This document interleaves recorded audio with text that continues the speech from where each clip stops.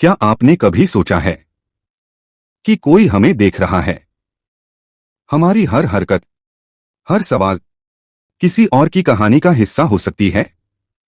Sophie के साथ अब कुछ अजीब घटने लगा है।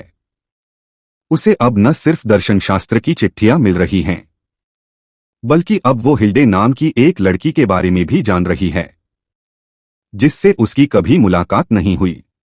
पर मजेदार बात यह है कि हिल्डे की चीजें सोफी के घर में कैसे आ रही हैं? एक क्रॉस, एक चश्मा, एक नोटबुक, जैसे कि कोई अदृश्य लेखक सोफी और हिल्डे दोनों की कहानियां एक साथ बुन रहा हो। अब कहानी दर्शन से हटकर दर्शन के असली मकसद की ओर बढ़ रही है। मैं कौन हूं? मुझे कौन चला रहा है? सोफी अब समझने लगी है कि वो शायद किसी और की कहानी का हिस्सा है, और ये कहानी लिख रहा है हिल्डे का पापा अल्बर्ट कनाग। वो एक मेजर है, संभवतः यूएन मिशन पर लेबनान में तैनात, और वहीं से अपनी बेटी हिल्डे के लिए ये पूरा दार्शनिक नाटक रच रहा है। लेकिन सवाल उठता है, क्यों? क्या सोफी असली है, या फिर वो महज एक काल्पनिक किरदार है? क्या हम सभी किसी न किसी कहानी के किरदार हैं? यहीं से आता है दर्शन का एक और सवाल, हमारी वास्तविकता क्या है? क्या हम वो हैं जो हम सोचते हैं, या फिर वो जो कोई और सोचता है?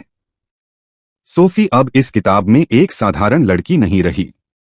वो अब उस लेखक की पुतली बन चुकी है, जो उसे चलाता है, रुकवाता है और शायद सोचने भी मजबूर करता है। इस पूरे घटनाक्रम में हमें दर्शन के दो बड़े आयाम दिखाई देते हैं। पहला, स्वतंत्र इच्छा, फ्री विल। दूसरा, यथार्थ की प्रकृति, नेचर ऑफ रियलिटी। अगर सोफी काल्पनिक है, तो क्या उसका सोचना भी नकली है? और अगर वो सोच सकती है, सवाल उठा सकती है, तो क्या हम भी किसी और के बनाए सेटअप में जी रहे हैं? यहां दर्शनशास्त्र सिर्फ किताबों में कैद नहीं, बल्कि जिंदगी के हर पहलू में उतरता है। सोफी की ये जर्नी अब एक दार्शनिक खोज से आगे बढ़कर एक अस्तित्व की क्रांति बन चुकी है, क्योंकि अब सवाल सिर्फ ये नहीं है कि दुनिया क्या है, बल्कि ये है, क्या मैं इस दुनिया का हिस्सा भी हूं?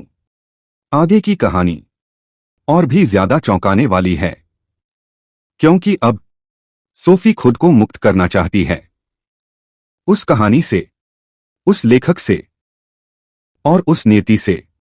क्या वो कर पाएगी ऐसा, या फिर हिले ही उसकी आखिरी उम्मीद है?